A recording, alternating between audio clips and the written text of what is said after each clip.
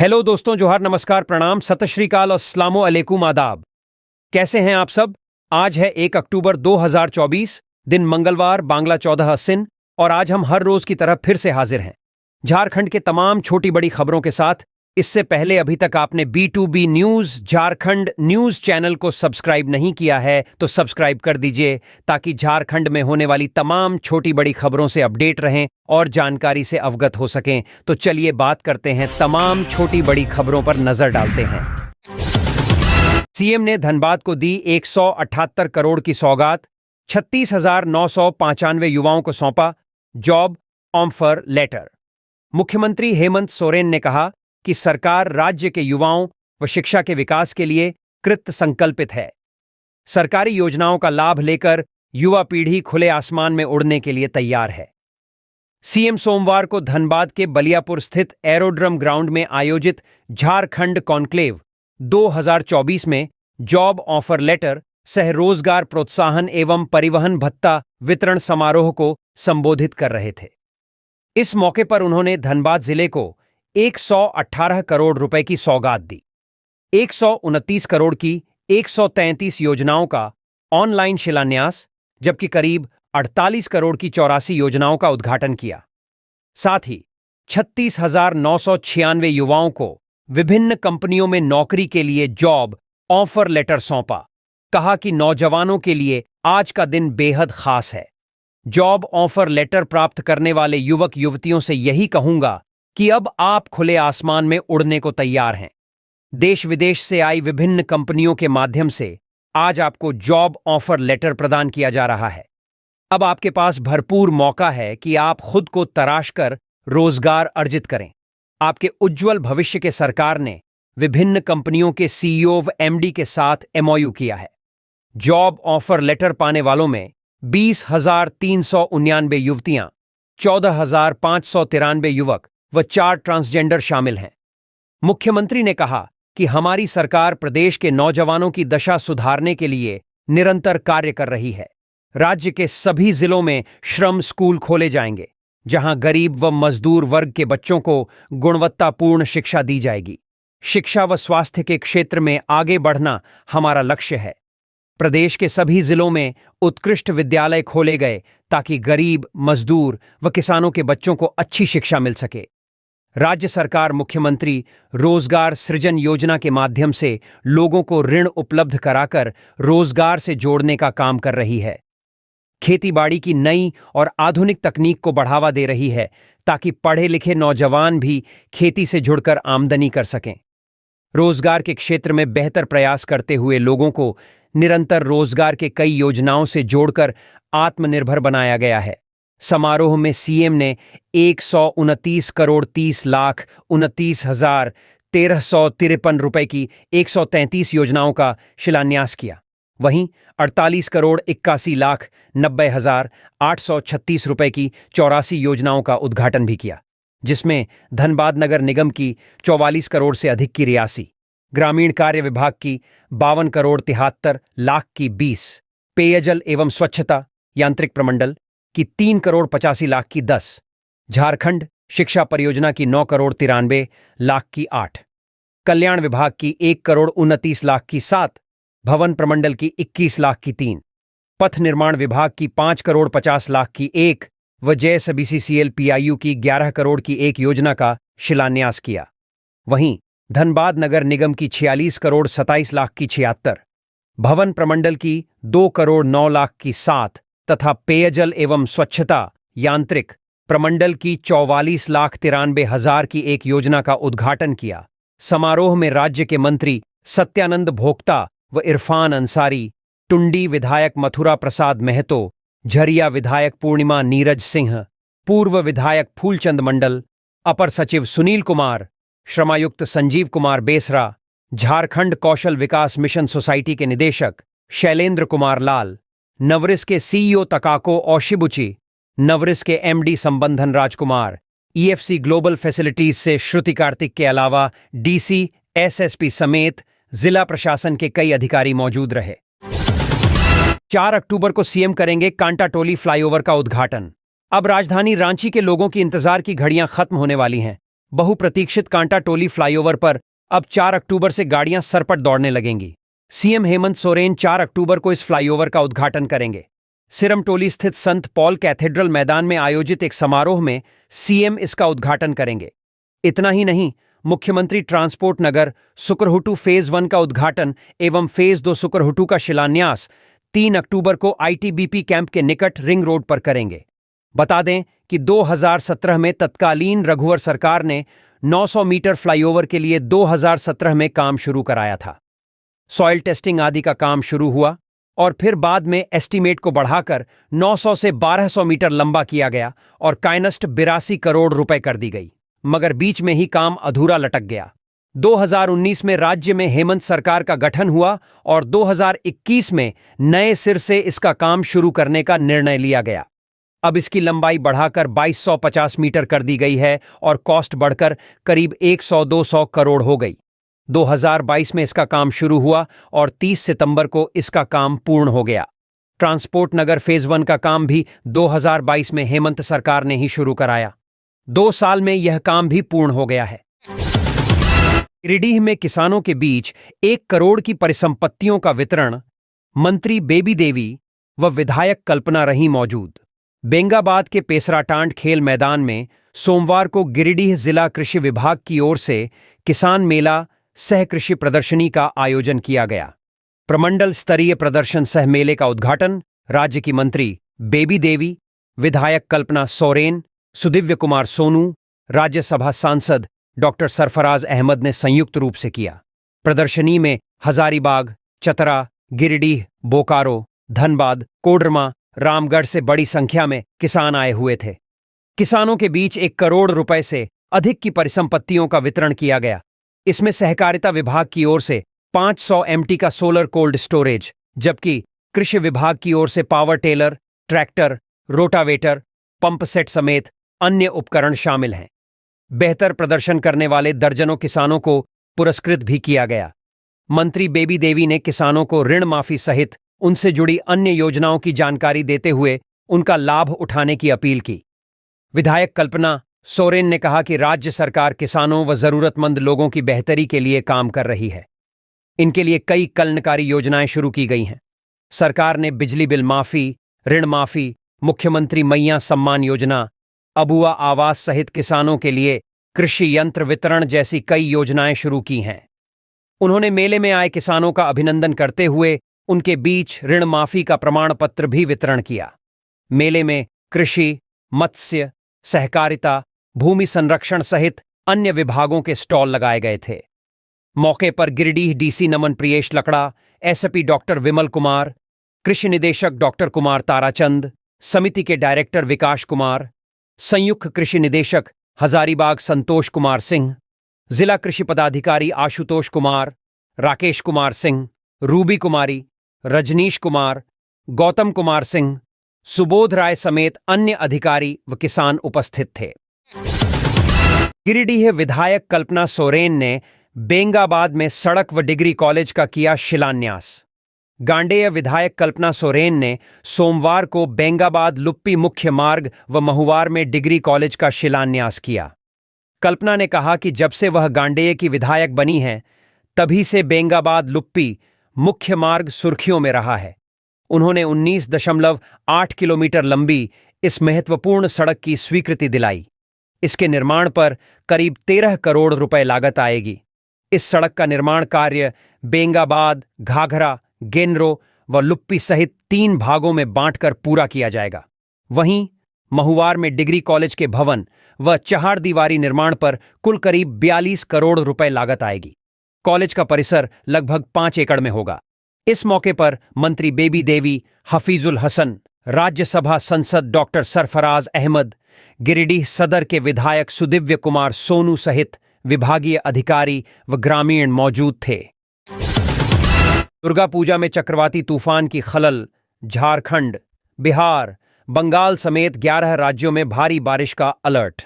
इसकी वजह बंगाल की खाड़ी में लो प्रेशर वाली साइक्लोनिक सर्कुलेशन अब भी मौजूद है। इसके कारण समुद्र तटीय क्षेत्रों में चक्रवाती तूफान की संभावना है। मौसम विभाग के पूर्वानुमान के मुताबिक अक्टूबर के पहले सप्ताह में कई राज्यों में 30 से 40 किलोमीटर प्रति घंटे की गति से हवाएं चलने और भारी बारिश की आशंका जताई जा रही है। हालांकि दिल्ली में मानसून विदाई ले चुका है, जिससे तापमान बढ़ने की उम्मीद है। इन राज्यों में इस सप्ताह भारी बारिश पश्चिम बंगाल, उत्तर प्रदेश, बिहार, राजस्थान, झारखंड, उत्तराखंड, हिमाचल प्रदेश, जम्मू कश्मीर, असम, मेघालय, तमिलनाडु, केरल, कर्नाटक, विशेष चेतावनी। बिहार में 30 से 40 किलोमीटर प्रति घंटे की गति से हवाएं चल सकती हैं। असम और मेघालय में 2 और 3 अक्टूबर को भारी बारिश होने की संभावना है। अरुणाचल प्रदेश, नागालैंड, मणिपुर, मिजोरम और त्रिपुरा में 2 से 4 अक्टूबर तक बारिश का अलर्ट जारी किया गया है। नेपाल में बारिश से बिहार में बाढ़। नेपाल में भारी बारिश के कारण बिहार के 12 जिले बाढ़ की चपेट में आ चुके हैं। गंडक और कोसी नदियों का जलस्तर खतरे के निशान से ऊपर बह रहा है। कोसी नदी के बैराज खोले जाने से बाढ़ का खतरा बढ़ गया है और प्रभावित क्षेत्रों से लोगों का रेस्क्यू किया जा रहा है। झारखंड व बंगाल में बारिश का अलर्ट। झारखंड में 2 अक्टूबर से बारिश का सिलसिला जारी रहेगा।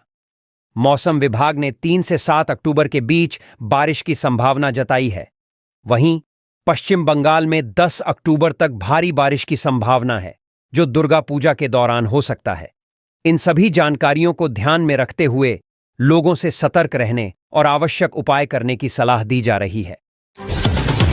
जेएसएससी ऑफिस के बाहर जुटे काफी संख्या में अभ्यर्थी सीजीएल परीक्षा रद्द करने कर रहे हैं मांग। जेएसएससी सीजीएल परीक्षा रद्द करने की मांग को लेकर सोमवार को हजारों अभ्यर्थी जेएसएससी कार्यालय के समक्ष पहुंचे। यहां आक्रोशित अभ्यर्थियों ने सरकार के खिलाफ में जमकर विरोध किया है। उनका कहना है कि जेएसएससी पेपर लीक किया गया है। लाखों रुपए लेकर जेएसएससी सीजीएल का सीट बेचने का भी आरोप लगाया। सबका कहना है कि पैसा लेकर प्रश्न पत्र बांटा गया है। 21 से 22 सितंबर को हुई जेएसएससी सीजीएल परीक्षा को अविलंब रद्द करना होगा, क्योंकि इस परीक्षा में पूरी तरह से धांधली हुई है। बिना सीबीआई जांच कराए ही जेएसएससी सीजीएल परीक्षा की उत्तर कुंजी पत्र जारी किया गया। सिस्टम का पूरी तरह से उल्लंघन किया गया है। परीक्षा में 2 साल का प्रश्न पत्र पूछा नहीं जाता है। इसके बाद भी इस बार की परीक्षा में वो प्रश्न पूछा गया। सबका कहना है कि 21 सितंबर की रात को ही प्रश्न पत्र लीक किया गया था। सुबह नेट बंद कर छात्रों को बेवकूफ बनाने का काम किया गया है। नेट बंद होने से हजारों छात्र परीक्षा से भी वंचित हो गए और नेट बंद होने की वजह से परीक्षा स्थल पर नहीं पहुंच पाए। झारखंड में बाहर के लोगों को नौकरी दी जा रही है। यह लड़ाई राजनीतिक लड़ाई नहीं है। यह 4 से 5 साल की तैयारी करने वाले छात्रों की लड़ाई है। जेएसएससी ऑफिस के बाहर जुटे काफी संख्या में अभ्यर्थी सीजीएल परीक्षा रद्द करने कर रहे हैं मांग। जेएसएससी सीजीएल परीक्षा रद्द करने की मांग को लेकर सोमवार को हजारों अभ्यर्थी जेएसएससी कार्यालय के समक्ष पहुंचे। यहां आक्रोशित अभ्यर्थियों ने सरकार के खिलाफ में जमकर विरोध किया है। उनका कहना है कि जेएसएससी पेपर लीक किया गया है। लाखों रुपए लेकर जेएसएससी सीजीएल का सीट बेचने का भी आरोप लगाया। सबका कहना है कि पैसा लेकर प्रश्न पत्र बांटा गया है। 21 से 22 सितंबर को हुई जेएसएससी सीजीएल परीक्षा को अविलंब रद्द करना होगा, क्योंकि इस परीक्षा में पूरी तरह से धांधली हुई है। बिना सीबीआई जांच कराए ही जेएसएससी सीजीएल परीक्षा की उत्तर कुंजी पत्र जारी किया गया। सिस्टम का पूरी तरह से उल्लंघन किया गया है। परीक्षा में 2 साल का प्रश्न पत्र पूछा नहीं जाता है। इसके बाद भी इस बार की परीक्षा में वो प्रश्न पूछा गया। सबका कहना है कि 21 सितंबर की रात को ही प्रश्न पत्र लीक किया गया था। सुबह नेट बंद कर छात्रों को बेवकूफ बनाने का काम किया गया है। नेट बंद होने से हजारों छात्र परीक्षा से भी वंचित हो गए और नेट बंद होने की वजह से परीक्षा स्थल पर नहीं पहुंच पाए। झारखंड में बाहर के लोगों को नौकरी दी जा रही है। यह लड़ाई राजनीतिक लड़ाई नहीं है। यह 4 से 5 साल की तैयारी करने वाले छात्रों की लड़ाई है। रांची में राष्ट्रीय पोषण माह का समापन, 11,000 आंगनबाड़ी केंद्रों का ऑनलाइन उद्घाटन। भारत को कुपोषण मुक्त बनाने के संकल्प के साथ 1 सितंबर से शुरू हुआ राष्ट्रीय पोषण माह सोमवार को समाप्त हो गया।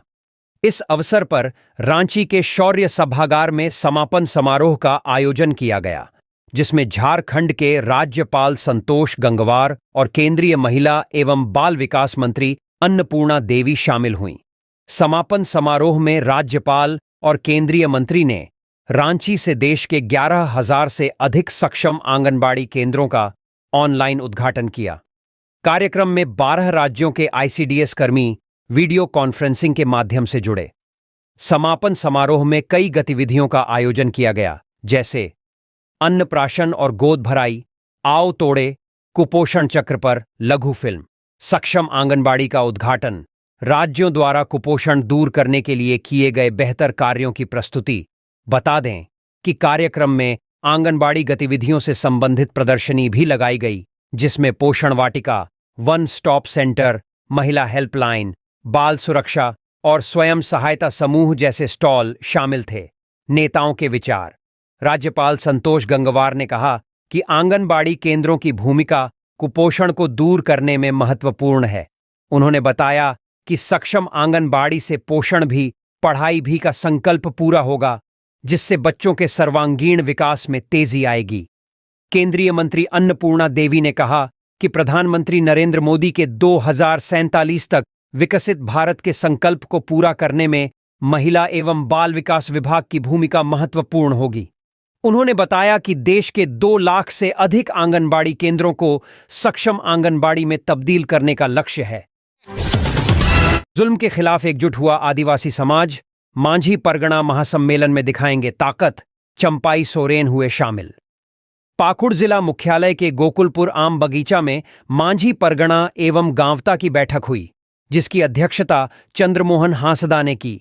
बैठक में आदिवासियों की घटती आबादी एवं जमीन की लूट, पारंपरिक प्रधानी व्यवस्था को बहाल रखने, ग्राम सभा को मजबूत करने, आदिवासियों की पारंपरिक व्यवस्था को संचालित करने वाले लोगों के सम्मान और अधिकार की रक्षा करने के लिए आदिवासियों में एकजुटता और एकता बनाए रखने पर विशेष रूप से चर्चा की गई। इस दौरान शासन और प्रशासन की नाकामियों की वजह से आदिवासियों के अधिकार का हो रहे हनन एवं आदिवासी समाज पर हो जुल्म के खिलाफ आदिवासी समाज को एकजुट करते हुए उनके अधिकार को याद दिलाने को लिए रचनात्मक और संगठनात्मक गतिविधियां संचालित करने का निर्णय लिया गया। बैठक में आगामी 3 अक्टूबर को पाकुड़ में आयोजित मांझी परगना महासम्मेलन को सफल बनाने का निर्णय लिया गया। बैठक को संबोधित करते हुए चंद्रमोहन हांसदा विकास गौंड ने लोगों से आदिवासियों के अस्तित्व को बचाने के लिए एकजुटता बनाए रखने की अपील की। बैठक में आदिवासियों की पारंपरिक व्यवस्था को बनाए रखने के लिए आदिवासी समाज को जागरूक करने का भी निर्णय लिया गया। इस दौरान चंद्रमोहन हांसदा ने कहा कि सरकार ने आदिवासियों के साथ विश्वासघात किया है। उन्होंने कहा कि वोट बैंक के रूप में आदिवासियों का इस्तेमाल किया गया। महासम्मेलन में मुख्य अतिथि के तौर रहेंगे चंपाई सोरेन। चंद्रमोहन हांसदा ने कहा कि पंचायती व्यवस्था, प्रधानी व्यवस्था को मजबूत करने में सरकार ने अपनी भूमिका का यदि सही तरीके से निर्वहन किया होता तो आदिवासियों की आबादी नहीं घटती और न ही अपनी ही जमीन के लिए जद्दोजहद करना पड़ता। मौके पर मुखिया संघ के अध्यक्ष विकास गौंड ने कहा कि पारंपरिक व्यवस्था को दुरुस्त करने के लिए व्यवस्था परिवर्तन करना होगा और इसके लिए आदिवासी समाज को जागरूक और एकजुट करने का काम किया जा रहा है। बताया गया कि मांझी परगना महासम्मेलन में बतौर मुख्य अतिथि राज्य के पूर्व मुख्यमंत्री चंपाई सोरेन हिस्सा लेंगे। बैठक में मुखिया संघ के जिलाध्यक्ष विकास गौंड, जोन जंतु सोरेन, बिहारी हांसदा, विकास हांसदा, मंगल हांसदा, नायब सोरेन, मानिक हांसदा, रिफाइन मुर्मू, विश्वजीत मरांडी, प्रकाश गौंड, नरेन किस्कू के अलावा सैकड़ों आदिवासी समाज के लोगों ने हिस्सा लिया। रांची पहुंचे भूपेश बघेल व गुलाम अहमद मीर। लाल गुटवा में होने वाली है प्रदेश कांग्रेस की बड़ी बैठक। झारखंड की राजधानी रांची में सोमवार को कांग्रेस की एक बड़ी बैठक हुई, जिसमें पार्टी के कई बड़े नेता शामिल हुए। इस बैठक के लिए झारखंड कांग्रेस के प्रभारी गुलाम अहमद मीर और छत्तीसगढ़ के पूर्व मुख्यमंत्री भूपेश बघेल रांची पहुंचे। रांची एयरपोर्ट पर उनका स्वागत झारखंड प्रदेश कांग्रेस के अध्यक्ष केशव महातो, कमलेश, बन्ना गुप्ता, दीपिका पांडेय सहित अन्य नेताओं ने किया। बैठक का स्थान और उद्देश्य। यह बैठक रांची के लालगुटवा बंक्वेट हॉल में हुआ, जहां कांग्रेस के नेता आगामी चुनावों के लिए रणनीति पर चर्चा करेंगे। पिछले दिन 20 सितंबर को कांग्रेस भवन में हुई प्रेस वार्ता में इस बात का उल्लेख किया गया था कि 2 अक्टूबर को महात्मा गांधी की जयंती धूमधाम से मनाई जाएगी और इस अवसर पर चुनावी गतिविधियों की शुरुआत की जाएगी। चुनावी अभियान की रूपरेखा कैंपेन कमेटी के अध्यक्ष सुबोध कांत सहाय ने प्रेस वार्ता के दौरान बताया कि 4 अक्टूबर को कांग्रेस की टीम पूरे प्रदेश का भ्रमण करेगी, जिसके बाद 15 अक्टूबर से जिला स्तर पर कार्यक्रम आयोजित किए जाएंगे। उन्होंने कहा, हमारा टारगेट टोला, गांव और पंचायत है। यह बैठक आगामी चुनावों के लिए कांग्रेस की रणनीति को मजबूती देने का महत्वपूर्ण अवसर है। सभी की नजर इस बैठक पर टिकी हुई है, जो पार्टी के भविष्य के लिए महत्वपूर्ण निर्णय ले सकती है। दुर्गा पूजा से पहले कोयला कर्मियों की चांदी 93,750 रुपए मिलेगा बोनस। कोल इंडिया के कोयला कर्मियों को दुर्गा पूजा के अवसर पर 93,750 रुपए का बोनस परफॉर्मेंस लिंक्ड रिवॉर्ड मिलेगा। यह निर्णय दिल्ली में कोल इंडिया प्रबंधन और यूनियनों की बैठक में लिया गया। सीएमडी समीरन दत्ता ने बताया कि बोनस का भुगतान 5 दिनों के भीतर किया जाएगा, जो 9 अक्टूबर से पहले होगा। झारखंड के कर्मियों को सबसे ज्यादा 750 करोड़ मिलेंगे। कोल इंडिया और उसकी अनुषंगी कंपनियों में लगभग 2,17,000 नन एग्जीक्यूटिव कोयला कर्मियों को 2,050 करोड़ रुपए का बोनस दिया जाएगा।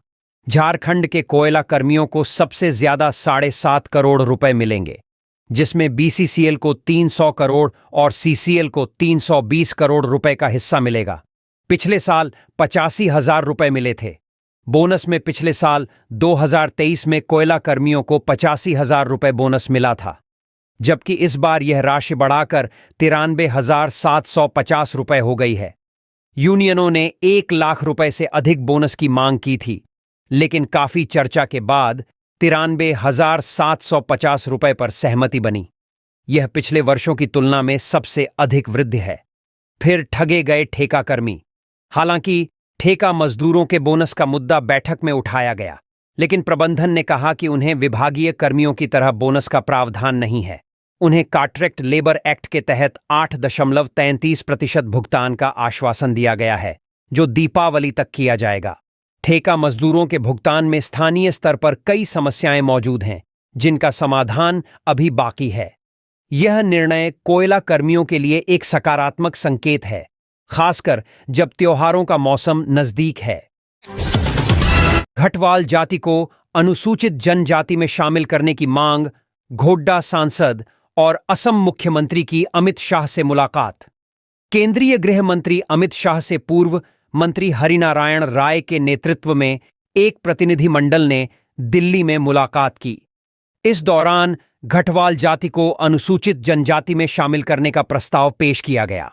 प्रतिनिधिमंडल में असम के मुख्यमंत्री हिमंता बिस्वा शर्मा और घोड्डा सांसद निशिकांत दुबे भी शामिल थे। सांसद दुबे ने इस मुलाकात की जानकारी सोशल मीडिया पर साझा की। जानकारी के अनुसार भुइयां घटवाल जाति को आदिवासी वर्ग में शामिल करने की मांग वर्षों से उठती रही है, विशेष रूप से चुनावी समय के दौरान। संथाल क्षेत्र की कुछ सीटों पर भुइयां घटवाल मतदाता निर्णायक भूमिका निभाते हैं और पिछले लोकसभा चुनाव में इनका झुकाव भाजपा की ओर रहा। हाल ही में असम के मुख्यमंत्री और घोड्डा सांसद की हरिनारायण राय से घर पर मुलाकात की गई, जिसे राजनीतिक सर्कल्स में काफी चर्चा मिली। हरिनारायण राय, जो खुद घटवाल जाति से हैं, 2 बार निर्दलीय विधायक और पूर्व मंत्री रह चुके हैं। वह बहुजन समाज पार्टी और जामुमो से भी चुनाव लड़ चुके हैं। ऐसी संभावना है कि वह भाजपा में शामिल होकर नए सिरे से राजनीतिक करियर की शुरुआत कर सकते हैं। घोड्डा लोकसभा क्षेत्र के अंतर्गत घटवाल जाति का प्रभाव स्पष्ट है और इस जाति की आदिवासी में शामिल होने की मांग लंबे समय से उठ रही है। स्थानीय लोग मानते हैं कि इनका जीवन और रहन सहन आदिवासियों के समान है, लेकिन अब तक राजनीतिक दलों से केवल आश्वासन ही मिला है। झारखंड में विधानसभा चुनाव नजदीक हैं। ऐसे में यह मुद्दा एक बार फिर चर्चा में आ गया है और राजनीतिक बैठकों का सिलसिला शुरू हो गया है। सड़क दुर्घटना में 2 युवकों की मौत, कार चालक हिरासत में। रांची हाईवे पर जरीडीह थाना क्षेत्र में जैना मोड़ के समीप एक दर्दनाक सड़क दुर्घटना में 2 युवकों की मौत हो गई। तेज गति से आ रही बंगाल नंबर की कार ने सड़क किनारे खड़े बाइक चालक को टक्कर मार दी, जिससे घटनास्थल पर ही दोनों युवकों की जान चली गई।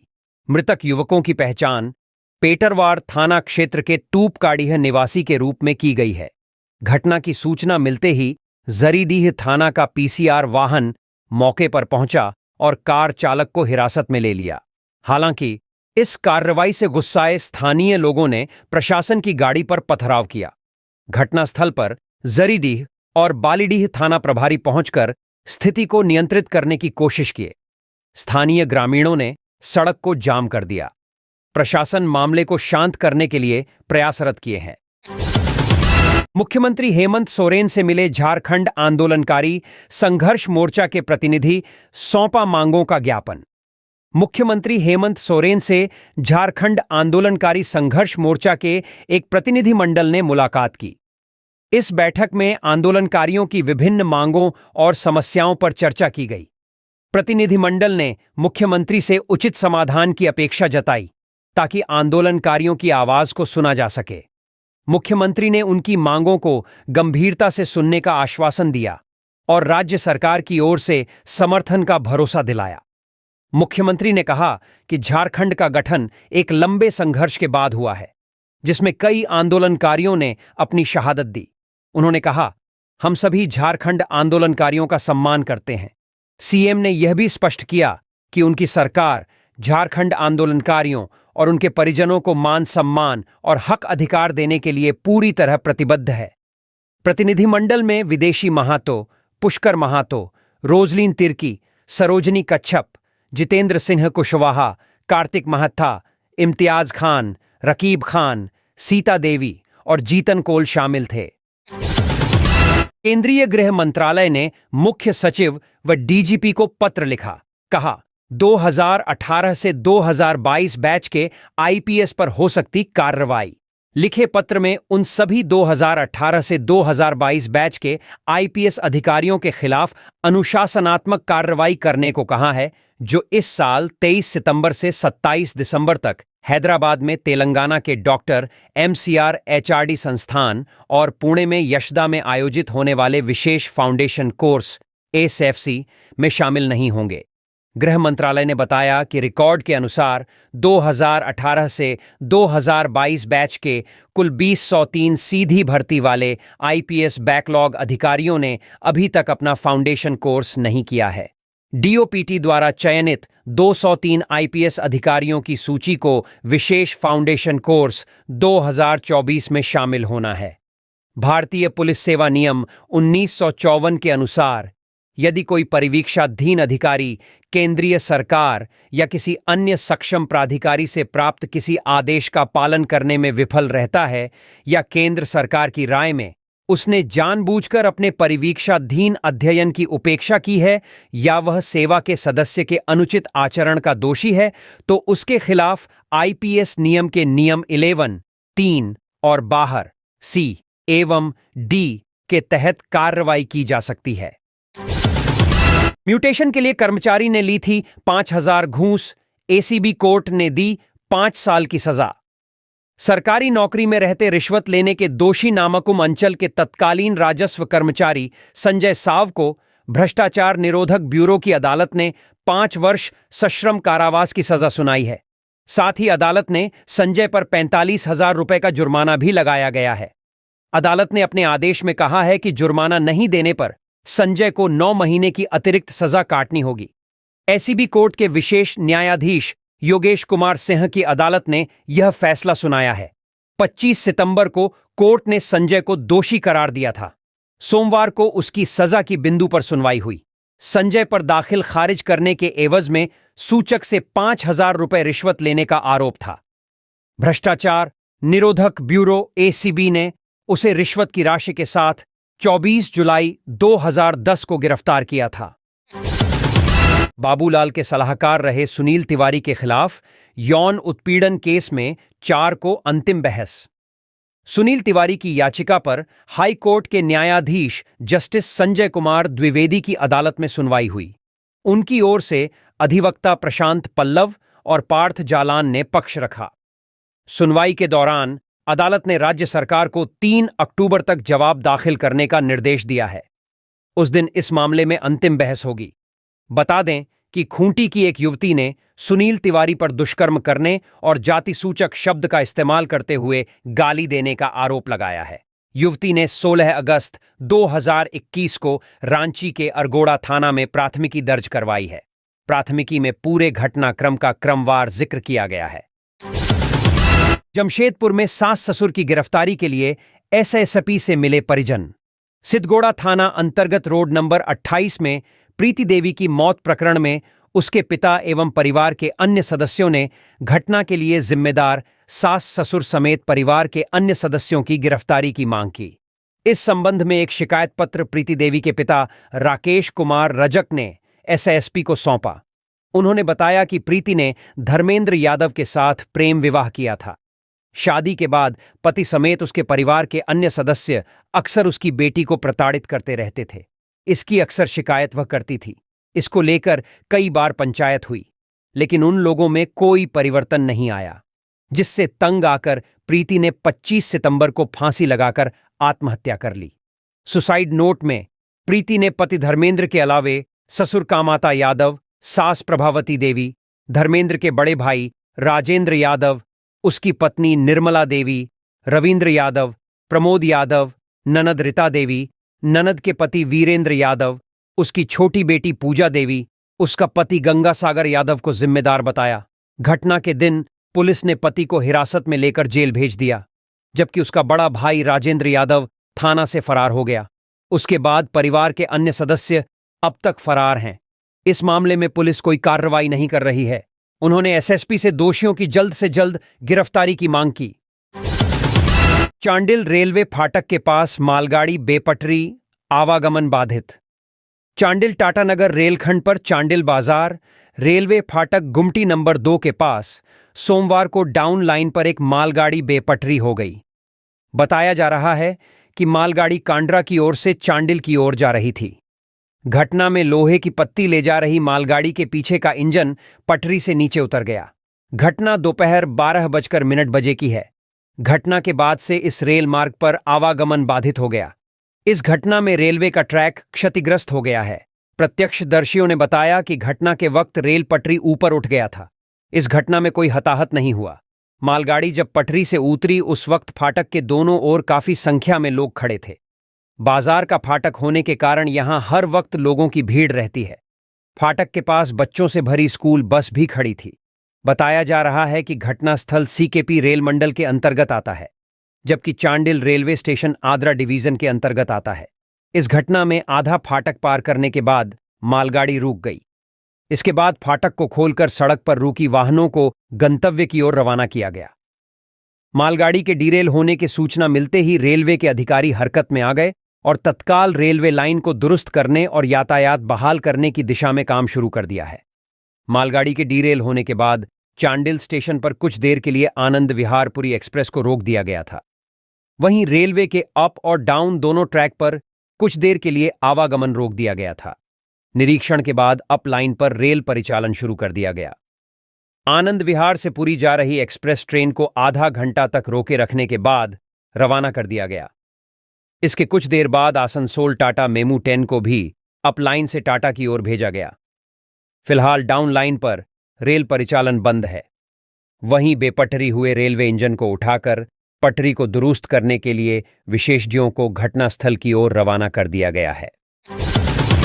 डीपीएस बोकारो की छात्रा दर्शना को सिंगापुर सरकार ने दी छात्रवृत्ति। टॉप यूनिवर्सिटी में मिला दाखिला।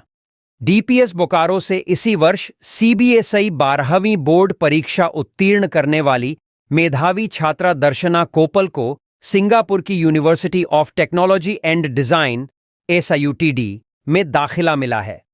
वह वहां से कंप्यूटर साइंस एंड डिजाइनिंग में बीटेक करेगी।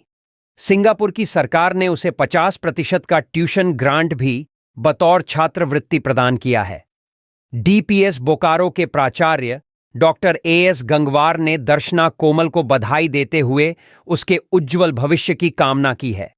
उन्होंने कहा कि दुनिया की टॉप यूनिवर्सिटी में दर्शना का चयन विद्यालय के साथ साथ पूरे राज्य के लिए गर्व का विषय है। बोकारो के प्रसिद्ध शिक्षाविद डॉक्टर केएसएस राकेश व अनुभा श्रीवास्तव की होनहार पुत्री दर्शना का एसआईयूटीडी में चयन शैक्षिक आकलन परीक्षा सैट और IELTS international English language testing system में उत्कृष्ट प्रदर्शन के आधार पर हुआ है।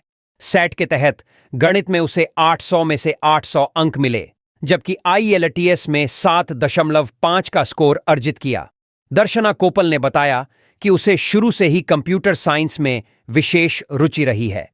बचपन से ही उसने ठान रखा था कि उसे आगे चलकर अंतर्राष्ट्रीय विश्वविद्यालय में कंप्यूटर साइंस से बीटेक करना है। इसके लिए उसने सेट ऑफ आईएलटीएस की तैयारी की। उसे ऑस्ट्रेलिया, यूके और सिंगापुर की टॉप यूनिवर्सिटी में भी नामांकन के लिए ऑफर मिला था, लेकिन उसने एसआईयूटीडी सिंगापुर को चुना। उसने बताया कि एसयूटीडी में नामांकन पाकर वह काफी उत्साहित और अच्छा महसूस कर रही है। दर्शना के माता-पिता दोनों कंप्यूटर प्रोफेशनल हैं और शैक्षणिक क्षेत्र में काम करते रहे हैं। उसका बड़ा भाई शिवांश भी डीपीएस बोकारो का छात्र रहा है और वर्तमान में बतौर आईटी प्रोफेशनल एक टॉप एमएनसी में कार्यरत है। दर्शना की दिल्ली ख्वाहिश आगे चलकर हाई परफॉर्मेंस कंप्यूटिंग या प्रोडक्ट डिजाइन या फिनटेक में आईटी प्रोफेशनल के रूप में ज्वाइन करने की है। वृद्ध महिला के साथ दुष्कर्म कर हत्या करने वाले धन सिंह व हेमंत को उम्र कैद की सजा। रांची सिविल कोर्ट ने वृद्ध महिला की दुष्कर्म कर हत्या करने के दोषियों धन सिंह पाहन और हेमंत सिंह मुंडा को उम्र कैद की सजा सुनाई है। अपर न्यायायुक्त अरविंद कुमार की अदालत ने दोनों दोषियों पर 60,000 रुपए का जुर्माना भी लगाया है। कोर्ट ने शनिवार को धन सिंह पाहन और हेमंत सिंह मुंडा को दोषी करार दिया था। दोनों ने 62 साल की महिला के साथ रेप कर उसकी हत्या कर दी थी। दोनों दोषी तमाड़ के बुढ़ाडीह निवासी हैं। पहला दोषी धन सिंह मुंडा घटना के बाद से ही 1 अगस्त 2019 से जेल में है।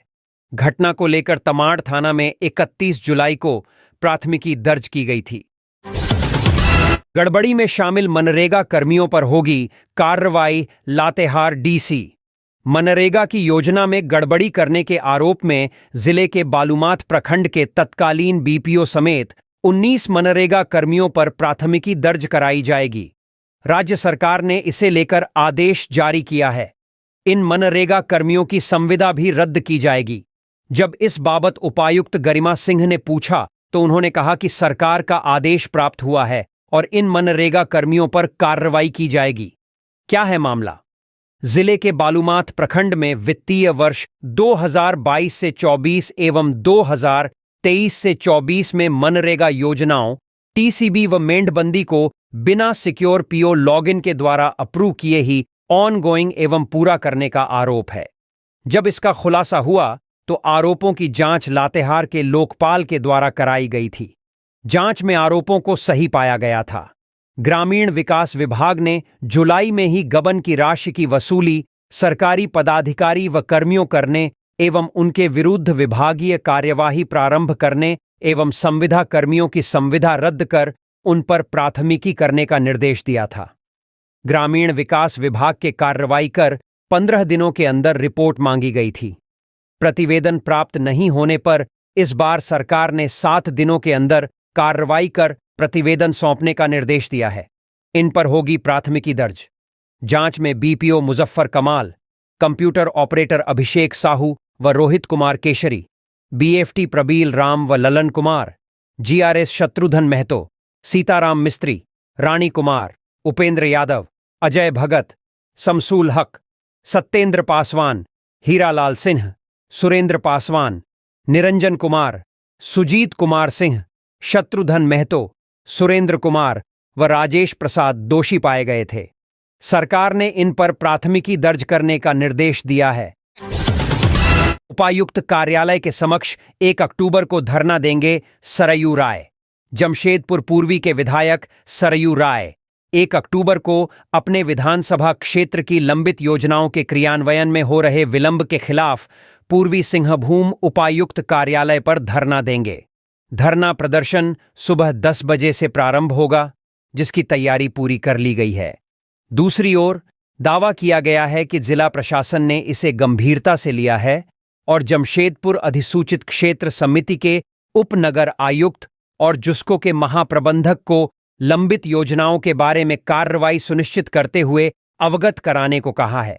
सरयू राय ने इस विषय में गत 26 सितंबर को उपायुक्त को सूचित किया था कि जमशेदपुर पूर्वी विधानसभा क्षेत्र में कई महत्वपूर्ण विकास योजनाओं का क्रियान्वयन अधूरा है तथा कई विकास योजनाओं का शिलान्यास हो जाने के पश्चात भी कार्य प्रारंभ नहीं किया गया है। छत्तीसगढ़ के पूर्व सीएम भूपेश बघेल का भाजपा पर तंज, कहा, पहले लड़े थे गोरों से, अब लड़ेंगे चोरों से। छत्तीसगढ़ के पूर्व मुख्यमंत्री भूपेश बघेल ने भाजपा और केंद्र सरकार पर जमकर हमला बोला। उन्होंने कहा कि भाजपा समाज में जहर घोलने का काम कर रही है। चुनाव के समय में केंद्र से तमाम बड़े नेता झारखंड आ रहे हैं, जिनका मकसद सिर्फ हिंदू मुसलमान करना है। भाजपा अपने किए हुए कामों पर वोट नहीं मांगती। बघेल राजधानी रांची के लाल गुटवा बैंक्वेट हॉल में कांग्रेस द्वारा आयोजित संवाद कार्यक्रम में बोल रहे थे। छत्तीसगढ़ के पूर्व सीएम ने कहा कि देश को 4 गुजराती चला रहे हैं। इनमें 2 देश को बेचने वाले और 2 खरीदने वाले हैं। इनसे देश को बचाना है। उन्होंने भाजपा पर तंज कसते हुए कहा कि हम चोरों से डरने वाले नहीं हैं। पहले लड़े थे गोरों से, अब लड़ेंगे चोरों से। बघेल ने कहा कि कांग्रेस हमेशा जनकल्याण की बात करती है। लड़ाई विचारधारा की है। भाजपा के बहकावे में नहीं आना है। ये लोग सरकारी संपत्तियों को बेचने का काम कर रहे हैं। भूपेश बघेल ने झारखंड कांग्रेस को भी सलाह दी। उन्होंने कहा कि टिकट को लेकर पार्टी की छवि को बिगाड़ने का काम नहीं करें। टिकट बंटवारे में सहूलियत बरतें। टांग खींचने का काम नहीं करें। भाजपा को काउंटर करने के लिए तैयार रहें। उन्होंने कांग्रेस नेता व कार्यकर्ताओं से कहा कि भाजपा समाज में जहर घोलने का काम करती है, समाज को बांटने का काम कर रही है। इसलिए आपको मजबूती के साथ डट के खड़ा रहना है। लोकसभा चुनाव में कांग्रेस ने बेहतर प्रदर्शन किया। वहीं हरियाणा, जम्मू कश्मीर और झारखंड के विधानसभा चुनाव में भाजपा हार रही है। सुप्रीम कोर्ट का आईएसएम यानी Indian school of mines Dhanbad को निर्देश, अतुल का दाखिला लें। प्रतिभावान छात्र को दाखिले से वंचित नहीं कर सकते। सुप्रीम कोर्ट ने एक मामले की सुनवाई करते हुए समय पर फीस नहीं भरने के कारण एडमिशन से वंचित छात्र का दाखिला लेने का निर्देश झारखंड के प्रतिष्ठित आईआईटी आईएसएम धनबाद को दिया है। सुप्रीम कोर्ट ने आर्टिकल 142 के तहत निहित अधिकार का इस्तेमाल करते हुए आईआईटी आईएसएम को आदेश दिया है कि वह उत्तर प्रदेश के दलित छात्र का दाखिला ले।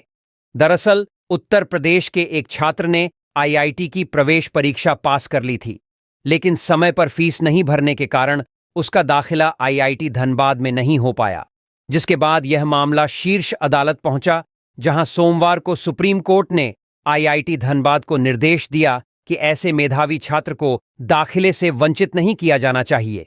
सुप्रीम कोर्ट ने अपने आदेश में कहा कि छात्र समय सीमा के भीतर फीस जमा करने में विफल रहा, लेकिन उसे हर हाल में आईआईटी धनबाद में दाखिला मिलना चाहिए। पिछड़े समूह से आने वाले किसी भी प्रतिभावान छात्र को दाखिले से वंचित नहीं किया जाना चाहिए। इस मामले में छात्र की ओर से सुप्रीम कोर्ट की एडवोकेट ऑन रिकॉर्ड एओआर प्रजा सिंह बघेल ने बहस की। इस केस के लिए प्रज्ञा सिंह बघेल ने 1 रुपए भी फीस नहीं ली। इस मामले की सुनवाई सुप्रीम कोर्ट के मुख्य न्यायाधीश जस्टिस डीवाई चंद्रचूड़ की बेंच में हुई। रामगढ़ सांसद ने की जेएसएलपीएस के तहत संचालित योजनाओं की समीक्षा। जिला समाहरणालय सभा कक्ष में सोमवार को सांसद मनीष जायसवाल की अध्यक्षता में district development coordination and monitoring committee DDCMC Disha की बैठक हुई। इस दौरान विधायक सुनीता चौधरी, उपायुक्त चंदन कुमार, अध्यक्ष जिला परिषद सुधा देवी उपस्थित थे। सर्वप्रथम बैठक में पूर्व में हुई दिशा की बैठक में दिए गए निर्देश के आलोक में किए गए कार्यों की समीक्षा करते हुए पोटो हो खेल विकास योजना के तहत संचालित खेल मैदानों की सूची सभी जनप्रतिनिधियों को उपलब्ध कराने का निर्देश दिया गया। साथ ही खेल मैदान का उपयोग कर ग्रामीण क्षेत्र के युवाओं को खेल की दिशा में आगे बढ़ाने का निर्देश दिया गया। जेएसएलपीएस के तहत संचालित योजनाओं की समीक्षा करते हुए सांसद ने वर्तमान में जिले में संचालित सखी मंडलों एवं उन्हें मिल रहे लाभ की जानकारी ली।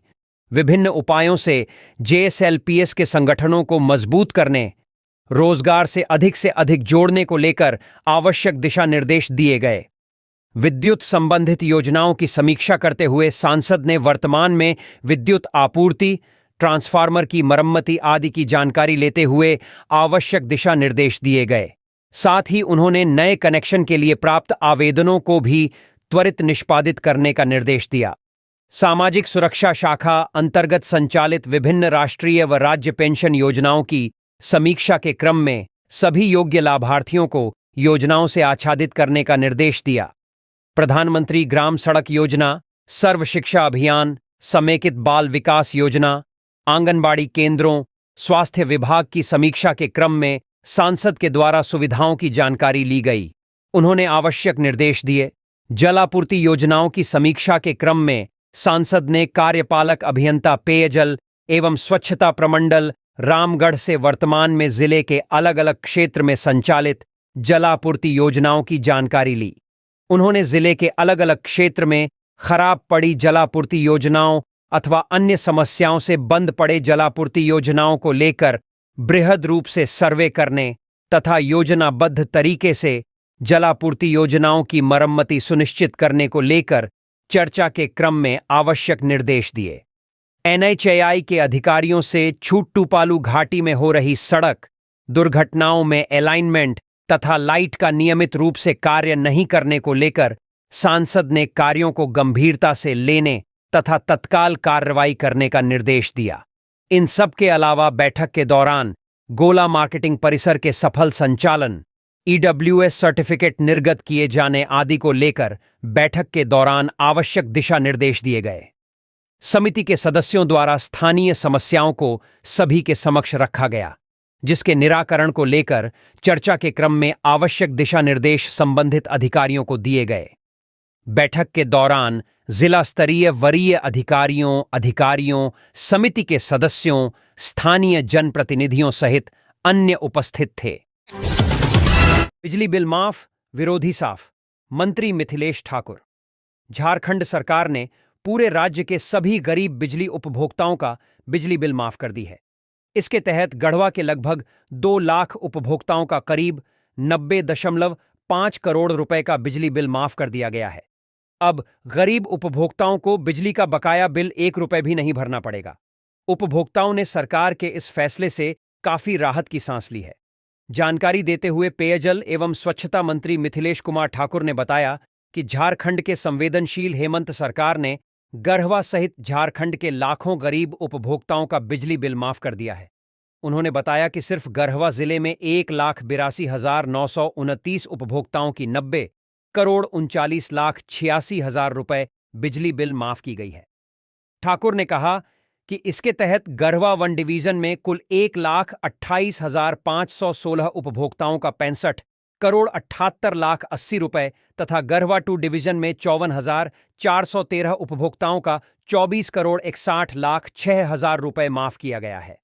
मंत्री ठाकुर ने कहा कि जल्द ही सभी लाभुकों को प्रमाण पत्र प्रदान किए जाएंगे ताकि भविष्य में कोई भी इन्हें राशि भुगतान करने के लिए मजबूर न कर सके। यह सरकार गरीब गुरबों की सरकार है, उनके हितों व अधिकारों के लिए काम करती है। इसे हमें बनाए रखना है। मंत्री ने कहा कि झारखंड वासियों का बिजली बिल माफ और विरोधी साफ हो गए हैं। साथ ही झारखंड सरकार ने गरीब किसानों का 2 लाख रुपए तक का लोन भी माफ कर दी है, जिससे लोन के बोझ तले दबे किसानों को भी बहुत बड़ी राहत मिली है। सरकार हर वर्ग के लोगों के लिए बेहतर कार्य कर रही। दूसरी ओर गढ़वा एवं रंका प्रखंड के 200 से अधिक महिला पुरुषों ने झारखंड मुक्ति मोर्चा का दामन थाम लिया। सोमवार को गढ़वा विधायक झारखंड सरकार के पेयजल एवं स्वच्छता, पर्यटन, कला संस्कृति मंत्री मिथिलेश कुमार ठाकुर के आवास पर रंका प्रखंड के विभिन्न गांवों के 100 से अधिक लोगों ने झामुमो की सदस्यता ग्रहण की, जबकि गढ़वा प्रखंड अंतर्गत तिलदाग पंचायत की 100 से अधिक महिलाएं झामुमो में शामिल हो गईं। मंत्री ठाकुर ने सभी को माला व पार्टी का पट्टा पहनाकर पार्टी में शामिल किया। पार्टी में शामिल होने वालों में रंका प्रखंड के बाहाहारा गांव के फूलचंद प्रसाद, राजेश प्रसाद, मथुरा साव, उत्तम साव, नारायण यादव, धनंजय यादव, सुनील साव, मदन साव, सिरोई खूर्द पंचायत के ग्राम ऊंचरी हरिजन टोला के अरविंद राम, नंद किशोर राम, लालदेव राम, सामदेव राम, शिव कुमार राम थे। इसके अलावा एस कुमार राम, सत्येंद्र राम, उपेंद्र राम, धर्मदेव राम, मदन कुमार, भरत कुमार, सोनदाग पंचायत के हृदाग गांव के सूर्यदेव राम, मंजरी देवी, प्रभा देवी, पुष्पा देवी, भोला राम, पाल्हे गांव के लोकनाथ राम, मो, शाहिद अंसारी, कमला देवी, गढ़वा प्रखंड के तिलदाग से कविता देवी, ममता देवी, चांदनी देवी, रिंकी देवी, मनिता देवी, दुलारी देवी, सुनीता देवी, शांति देवी, मीना देवी, जमीला बीबी, तैबुन बीबी, कमरून बीबी, नुरैशा बीबी सहित 200 से अधिक लोगों का नाम शामिल है।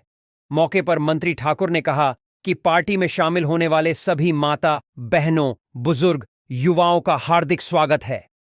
आप सभी को पार्टी में आने से पार्टी और मजबूत होगी। सभी लोग अपने अपने क्षेत्र में जाकर सरकार द्वारा चलाई जा रही योजनाओं की जानकारी ग्रामीणों को दें। साथ ही जरूरतमंदों को योजनाओं का लाभ दिलाने में सहयोग करें। पार्टी में शामिल होने वाले ग्रामीणों ने कहा कि मंत्री ठाकुर के नेतृत्व में गढ़वा की तस्वीर बदल गई है। इन्होंने जिस तरह से पूरे गढ़वा में ऐतिहासिक विकास कार्य किया है, इसकी जितनी भी प्रशंसा की जाए कम है। इनके विकास कार्यों से प्रभावित होकर ही सभी लोग पार्टी में शामिल हो रहे हैं। मौके पर मुख्य रूप से झामुमो जिलाध्यक्ष तनवीर आलम, सचिव मनोज ठाकुर, चंदा देवी, दिलीप गुप्ता, अंकित पांडेय सहित काफी संख्या में लोग उपस्थित थे।